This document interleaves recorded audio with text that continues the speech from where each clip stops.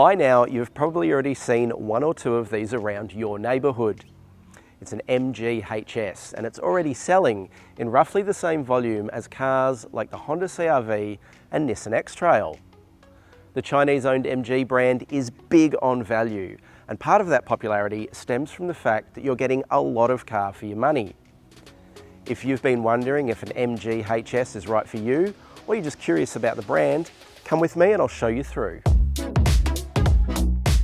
The MG HS on test here is one of 7 variants available in the range.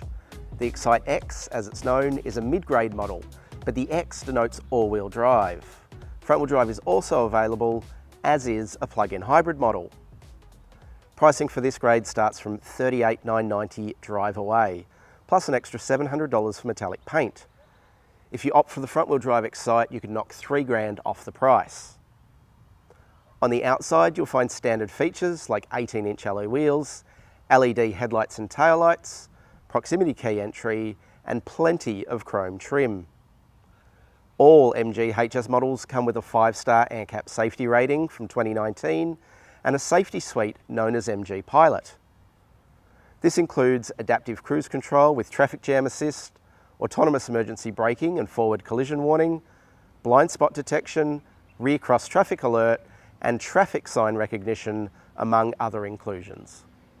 Because the Excite X is a mid-grade model, you get plenty of features without going over the top. The seats are trimmed in synthetic leather, and the driver's seat is manually adjustable. There's no seat heating in this model, but you can find things like a sunroof and heated seats higher up in the MG HS range. The steering wheel is trimmed in leather and it has this unmissable Super Sport drive mode button. The seats feel comfy enough, although I'm a little short and there's a bit of a hard bump in the lower seat back, but I don't reckon taller drivers will notice. The steering wheel adjusts for tilt only, and to me it feels a little far away without the ability to bring it closer. Ahead of the driver, there's a part virtual instrument cluster with a big LCD display flanked by an analog tacho and speedo. In the center of the dash, you'll find a 10.1-inch touchscreen, and while the size is impressive, the software behind the scenes can be a little bit laggy and the graphics look a bit outdated.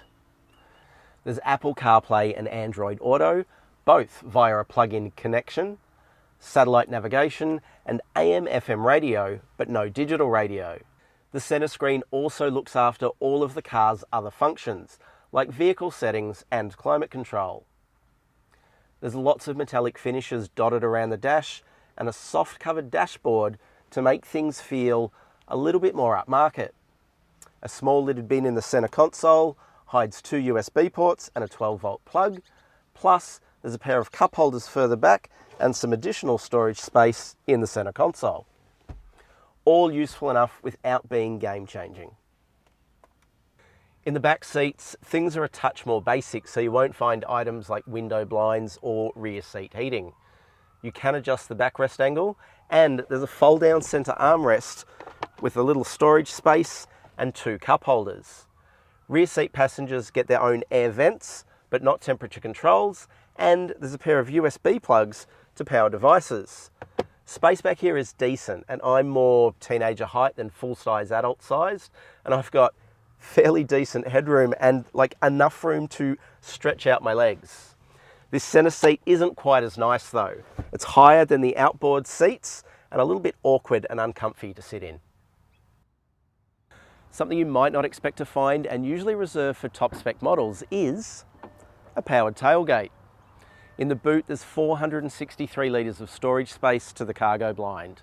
It's a little bare inside, and while it's nicely carpet lined, there's no bag hooks, storage nets for small items, or seat fold levers in the boot itself. You do get this very neat tray under the floor as a little bit of subterranean storage, and underneath that, you'll find a temporary spare wheel.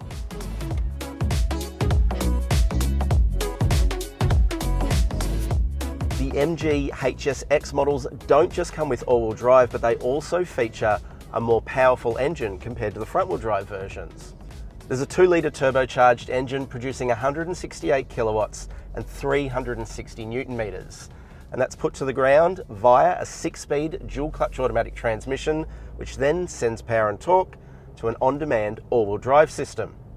While more power is definitely good to have, I don't think MG is making the best use of it in this application.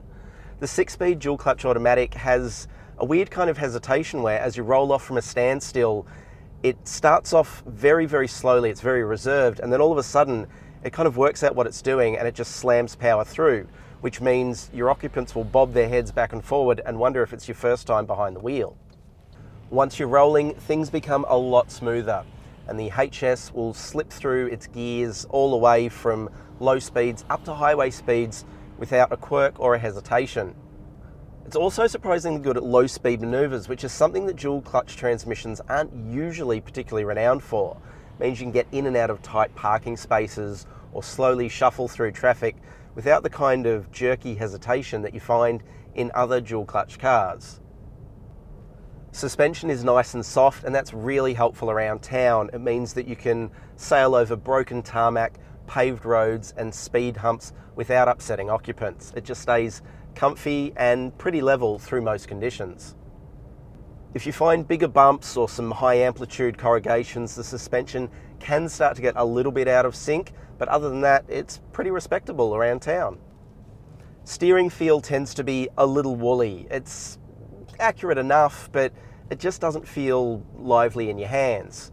I wouldn't consider that a major problem though. The MG HS isn't marketed with any kind of performance aspirations. This isn't a sporty SUV, it is a bog standard family SUV. So you're able to live with that as a trade-off. Overall, it's very livable, but there is just a final finish to both the drivetrain calibration and the suspension and steering that could do with a little Aussie development work. We've got a fairly unique set of conditions here, and so global tunes from international markets don't always work here terribly well. Overall, it's fairly livable, but there is just a little bit of polish missing from both the drivetrain and the steering and suspension tune that means the HS can't live up to mainstream rivals at the top of the class, things like the Kia Sportage or Mazda CX-5.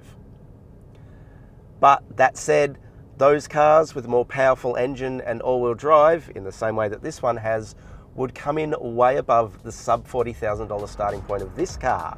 So you've got to give and take a little. Before we wrap up, thanks for watching. If you've enjoyed this video, give it a thumbs up. It's a big help to the channel, and it means that we can keep bringing you even more great video content. If you're new to Drive, be sure to subscribe and click the notification bell to stay up to date on all of our new car reviews, model reveals and road trip videos too. So, is the MG HS Excite X a perfect family car? Tough call. I don't think anything is perfect really. It tries hard though, and with a price competitors struggle to match and a good swag of comfort, equipment and safety tech, it's not hard to see why the MG HS sells like it does. I reckon a local tuning program to bring suspension and steering up to speed would do heaps to bring the HS up to the standard of cars like the Toyota RAV4. Ultimately, the driveline will probably be the biggest thing that owners have to adapt to. A smoother power delivery would make a world of difference. But on value for money terms, there's not much that comes close to the MG HS Excite X, except perhaps fellow Chinese rival Haval. If you're looking to drive your dollar further and still want to keep the peace of mind of a 7-year warranty, it's hard to argue with the on-paper merits of MG's medium SUV. Let us know in the comments, would you buy an MG or do you own one already? Give us your thoughts, and for a full review of the MG HS, head to drive.com.au and I'll see you there.